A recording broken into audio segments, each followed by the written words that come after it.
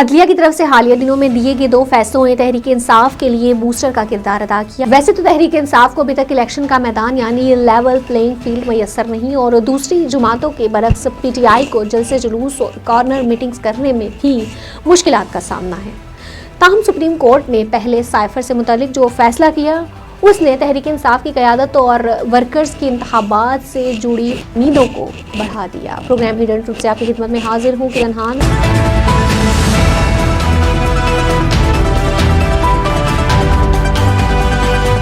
حکومت کو اس فیصلے سے کافی مایوسی ہوئی، جبکہ نون لیگ اور پیپلز پارٹی بھی سپریم کورٹ کے اس فیصلے سے نالاں نظر آئیں۔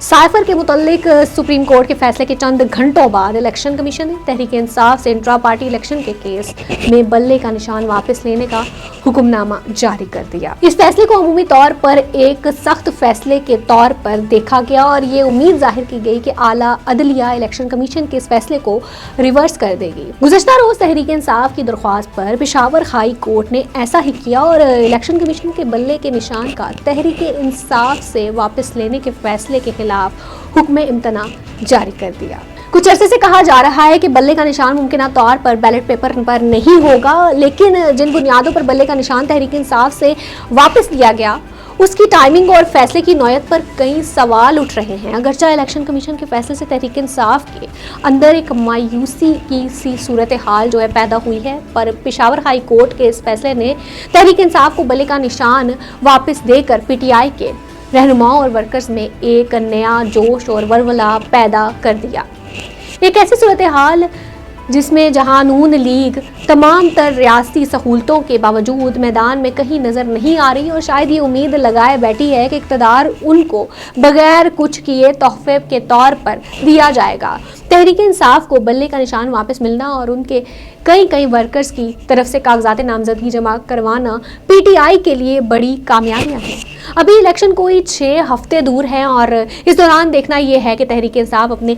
آگے آنے والی رکاوٹوں کو کیسے دور کرتی ہے اور نون لیگ پنجاب میں اپنی کھوئی ہوئی سیاسی پوزیشن کی واپسی کے لیے کتنی کامیاب ہوتی ہے۔ لیکن عدلیہ کے حالیہ 2 فیصلوں کے بعد سے تحریک انصاف کے متعلق انتخابات میں جس ممکنہ سرپرائز کی بات کی جا رہی تھی اس میں شاید اضافہ ہوا ہے۔ عمران خان کی اسٹیبلشمنٹ سے لڑائی اور تحریک انصاف کی طرف سے 9 مئی کے فوج پر حملوں کے بعد اپنی مقبولیت کے باوجود عمران خان اور تحریک انصاف کو قبولیت کے نہ ہونے کے چیلنج کا سامنا ہے۔ عمران خان کا انتخابات میں حصہ لینا تو اس وقت تک ممکن نظر نہیں آ رہا اور یہ ایسی صورت میں ممکن ہوگا کہ اگر سپریم کورٹ بانی تحریک انصاف کو تو شاہانہ کیس میں مجرم قرار دیا جانا یعنی کنوکشن کو ختم کر دے، اور وہ بھی جتنا جلد ممکن ہو، کیونکہ الیکشن شیڈیول کی وجہ سے عمران خان کے پاس اپنی نااہلی ختم کروانے کے لیے وقت بھی بہت کم ہے۔ تحریک انصاف کی قیادت کا خیال ہے کہ اگر بیلٹ پیپر پر بلے کا نشان ہوگا تو پھر تحریک انصاف کا ووٹر بھی نکلے گا اور وہ سرپرائز جس کی بات کی جا رہی ہے وہ سرپرائز تحریک انصاف 8 فروری 2024 کو ضرور دے گی۔